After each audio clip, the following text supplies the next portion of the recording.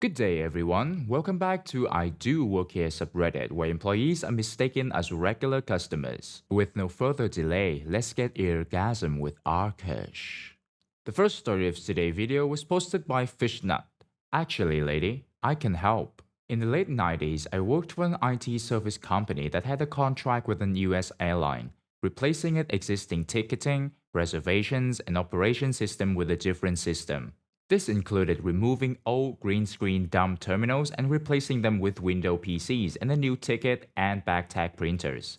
The training for the frontline ticket agents was rushed and there were significant bugs, especially with the printers, that required specific commands in the system to correct. I was in 56 airports in less than 6 months. Somewhere in that blur of activity, I had finished up at one station and was waiting in a lengthy line at the gate to get my boarding pass for the next flight out. The agent couldn't get the printer to work. I leaned out of the line and asked the agent if she tried the commands to release and reconnect to the printer. Immediately, an old lady further back in line sneers. "She doesn't need your help." I looked her dead in the eye and said, "Ma'am, I installed that system. I think I know what I'm talking about." I went behind the counter, helped the agent get the printer working, and got back in my place in line, smiling the whole time. The next story of today's video was posted by Insanity Chases Me. I work in the IT department. I work at a small hospital, 25 beds, in a small town in the rural southwest. Staffing is so small, everyone knows everyone on a first name basis. I'm a sysadmin in the IT department, so I work in a team to keep the computers, printers, phones, and network running. I handle around 80% of the desktop and printer support, and everyone in the hospital knows me as the lady that can fix any computer issue. One day, I came into work a little early to catch up on the project before the chaos began. It was in the middle of COVID, so we had to walk through a certain entrance for a member of the nursing staff to take our temp and ask the CDC questions. I walked into the screening area at 6:45 a.m., dressed in my usual khakis and polo shirt, hospital badge around my neck. Me. "Good morning." Nurse. "Good morning. What are you in for today?" I stare at her for a moment. I don't recognize her. Me. I'm here to work." She looked me up and down, taking the lack of scrubs before a look of confusion settled in. Nurse. "I'm sorry. Are you a vendor?" Me. Slowly raising badge to eye level so she can see it better. "I'm Insanity. I work in the IT department." Nurse. "Oh my god, I'm so sorry. I didn't even look at the badge." I have a feeling she needed coffee a lot more than me that morning. Well, at least she apologized. I cannot believe how many of these stories have offenders who can't even mutter sorry. Moving on to the next video, posted by Buy1000 Cuts. I went to work at the court and ending up being put on trial. So the headline is somewhat clickbaity, but it's true, kind of. I discovered this subreddit a few days ago and have a few stories that I think are relevant. Most didn't happen to me, but my immediate family, and this story is about my brother. 10 or so years ago, he was trying to decide what sector he'd like to work in after he quit a job in food service after one frustrating day. Interested in law, he was able to get a customer service type job at the local Crown Court.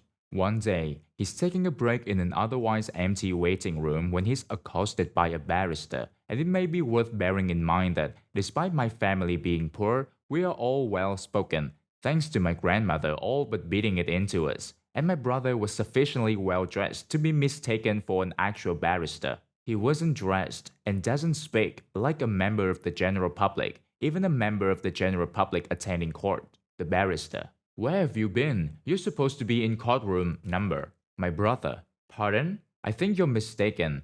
I'm..." Barrister. "No, I don't want to hear any excuses. You're supposed to be in courtroom number. Now." My brother has what can charitably be labeled anger management problems. In a professional setting, he's able to control them better, where they exhibit sarcasm and malicious compliance bordering on crap stirring. So he decides that he'll comply with his barrister's demand. So, before too long, my brother is in the dock with the barrister. The jury is led back into the courtroom by a somewhat flustered-looking usher, and everybody stands as the judge re-enters the courtroom. And there's a pause. Judge. Barrister's name. "Where's your client?" Barrister. Confused. "He's right here, Your Honor." Judge. "No, that's..." My brother's name. "He's my usher. I was wondering where he was. He should have been leading the jury back in." Barrister. Embarrassed. The judge. Barrister's name. It would behoove you to learn what your client looks like. My brother's name. Would you kindly go and fetch the actual defendant? Well, this sounds a lot like the UK, where you have your attorney, but in actual court you have a barrister represent you, as the two jobs are different. So many cases are about horrible, lazy barristers, and many people want to reform to make it more like most countries where your lawyer handles the court stuff as well. Our next Reddit post was from Chris Husky. I am the train driver. This happened about a week ago. I am a train driver in training here in Germany. It was my last shift before my scheduled vacation. My instructor and I were on our 30-minute break. I sat in the cabin eating my lunch and he sat in the back eating his. Now, we often park the train at the stations for passengers to get in. This is one of the times. A knock on the side window got me out of the piece of eating. I opened the window and looked at this lady. Lady, who are you? What are you doing there? Why aren't you wearing a mask? Me, I am the driver. I'm having lunch. The lady scoffs. Yeah, right. I know the driver and you aren't him. Me, if you mean my instructor, he's in here. Lady, don't give me your bull crap. You most likely stole the train. Just then, my instructor and station security heard the commotion and came to the front. Instructor, Karen, fake name. Long time no see. What's wrong? Lady, this little piece of garbage keeps telling me lies about being the driver. Instructor, well, he is. He's my trainee. So be nice now and apologize or we might not able to take you to destination today. The lady scoffed again and turned around to leave. Security talked to her for a bit. Then she left the station yelling and stomping her feet. You most likely stole the train. Wow, I didn't know it was so easy to steal a train. Moving on to the next story posted by Mikin Wu-Tang. It is okay, I own the company. I know most posts on here involve yelling Karens, but today I have a light-hearted and funny story about my grandfather. My grandfather was drafted for World War II and served on D-Day as part of the diversion forces stationed near Norway. Then, following the Allied victory in Berlin, my grandpa, who I will from now on refer to as GP, was shipped home along with hundreds of other soldiers. Now, something you need to understand is that when troops arrived in the USA, they were not given a car or transportation back home. However, most soldiers didn't need help getting home because they were war heroes and almost anyone would give them a free ride. Thus, when my grandpa got home, he got on the side of the road and tried to hitchhike. Before a long, large oil truck arrived and stopped, the driver got out with this odd look on his face. The driver began to explain to my grandpa that the oil company didn't allow truck drivers to pick up hitchhikers. The driver was nervous as he told my grandpa that he would let him hitchhike against his company policy, but my grandpa just had to promise to tell no one. My grandpa jumped in the truck and said, "It is okay, I own the company." The driver was shocked, but my grandpa showed him his dog tags and then pointed to the name on the truck. The driver was shocked for the rest of the ride back to the oil plant. Cool story, early undercover boss moment right there.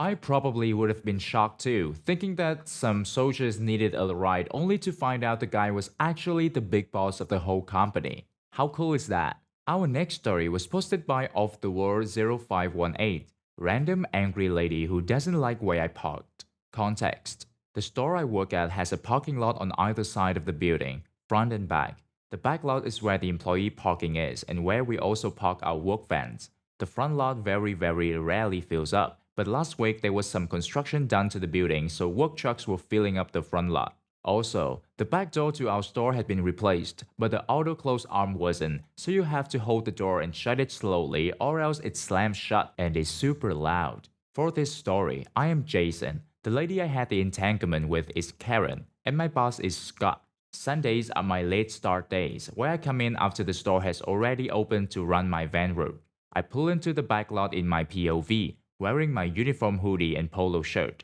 Both have store logo on them. I usually wear a black unmarked hat as well, so I park and as I'm getting out of my car, the lady in the car next to me stops, pulling out of her spot and rolls down her window. The following conversation ensues. Karen: excuse me, you can't park there. Me: I sure can. Karen: you sure can't. An employee just yelled at me for parking back here. You have to go around front. Me: no, it's okay, I work here. Karen: then why aren't you in uniform? Me: points to my shirt logo. I am in uniform. Karen, where's your badge? Me, I don't have one. Karen, well, the other guy was wearing one. Me, my manager wears a tag that says manager because we all wear the same polo shirt. Karen, how am I supposed to know that? Me, awkward silence. Karen, whatever, your customer service sucks anyway. When I get in there, I'm telling your manager.